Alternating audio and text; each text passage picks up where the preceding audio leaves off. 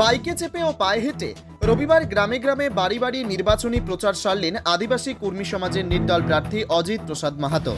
এদিন কর্মী সমর্থকদের নিয়ে পুরুলিয়ার আরশা ব্লকের মানকিয়ারি অঞ্চলের 25টি গ্রামে নির্বাচনী প্রচার সারেন তিনি।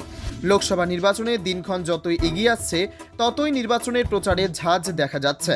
গত শুক্রবার যেভাবে অজিত মাহাতো মনোনয়ন ঘিরে গোটা শহর হলুদময় হতে দেখা গিয়েছিল, ঠিক তেমনি এবার তার প্রচারেও হলুদময় দেখা গেল।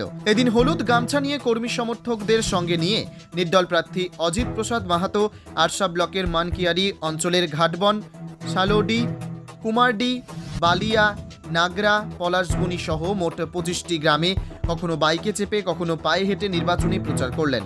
রবিবার ছুটির দিনকে কাজে লাগিয়ে সকাল 10টা নাগাদ প্রথমে আরশা ব্লকের ঘাটবন গ্রামে নির্বাচনী প্রচার শুরু করেন।